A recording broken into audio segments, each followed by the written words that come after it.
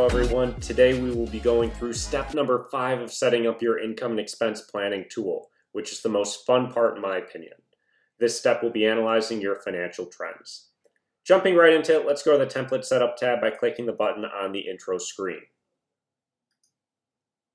We can see here, scrolling down to step number 5, that it is laid out and there's a short description provided. In this step, we'll be going through each part of the dashboard tab. For this video, I'll be using the example model provided to you during your purchase. The example model simply has a larger data set, which will come in handy when explaining all the unique views. As it mentions in the description, we need to go to the dashboard tab. Navigate there by clicking the icon or click the actual tab below. I'll click on the icon. This tab will be leveraged as the analysis interface in the tool and is packed with a whole range of exhibits to provide insights into your key financial metrics. Everything in this tab automatically updates as you make changes across the rest of the model. Let's go in it exhibit by exhibit. Okay, we'll start in the upper left-hand corner of the screen where really we can see all of our main buckets here. We can see that we've got our fixed expenses, discretionary expenses, gross income, and savings. So this is really going to give you a great view of what have you spent so far this year in the form of current month and year to date, but then also what does rest of year look like in the year-end forecast. It's got the all-important year-end savings forecast here, which is really the culmination of all the inputs that you've put in the model so far. Moving over to the right, we can see that we've got a bar graph. This is going to allow you to break it down category by category, month by month. So we can see that the dark blue here, that's going to be your actual results that have happened. For the purposes of this tab, we're currently at May year-to-date data. Now, as we move over, we can see the lighter baby blue is also the forecast values on a monthly basis, and then the monthly budget is shown here as well. So we can consistently see here that on a year-to-date basis, we're actually been performing below the budget for food and supplies, except in 1 month, and then the rest of the year we're expected to be under budget. This shows us our year-end forecast is 4,172.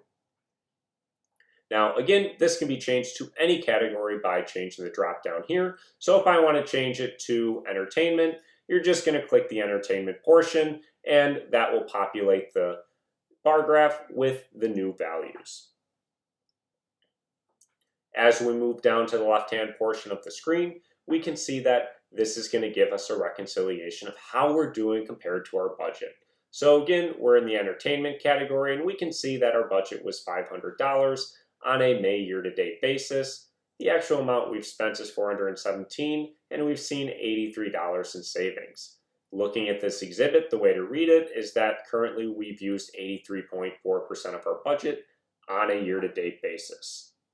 Now, again, these are all completely dynamic, and what I mean by that is anytime that you change the drop-down, it'll change it not only in this exhibit, but also in this monthly exhibit as well. Okay, now as we move to the middle here, we can see that there's a couple rates that are highlighted. Number one, we've got our savings rate. So what that's going to represent is what percent of your gross income are you saving on a year-to-date basis in this situation. So right now, this is saying we're saving 14% of our gross income. As we move over to the right, we can see that we've got fixed expenses and discretionary expense options. Again, this is going to say what proportion of your gross income are you spending on fixed expenses versus discretionary expenses. Moving to the bottom of this page, it's going to show your rate by month. And what I mean by that is there's a selection here that allows you to pick from savings rate, fixed expense rate, and discretionary expense rate. The blue values here are going to be your actuals, whereas the dotted line is going to be your forecast going forward.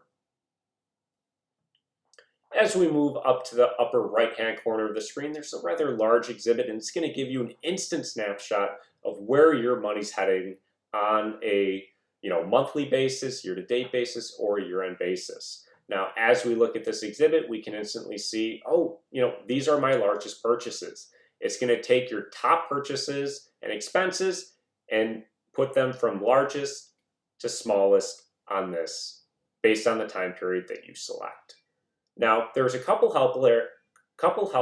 helper areas right below here right here, this top 5 expenses is going to compare completely to the top 5 expenses here shown in the exhibit.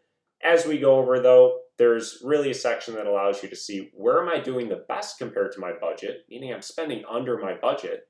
We can see that food and supplies is number 1 here with $387 below my budget, versus as we go over to the right, we can see that there's areas where I'm obviously not doing very well in my budget. So really this is meant to help you identify and target areas where either A, you should feel good about yourself, or B, maybe you need to dig into a little bit more and tighten the belt for that spending category.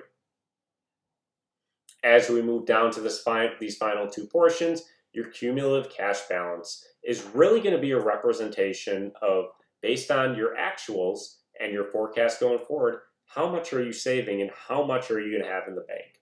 So if we remember going back to the income and expense input tab, you had put in your cash balance as of the first month of the year.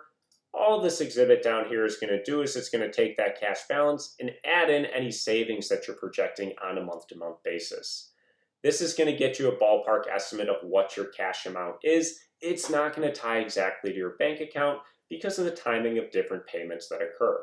For example, if I made an expense in February but didn't pay for it until March, the timing of that in your bank account amount will not precisely match this. This is meant to give you a ballpark estimate and projection so that you have an idea of, based on my habits, what should I have in the next 6, 12, or 18 months going forward.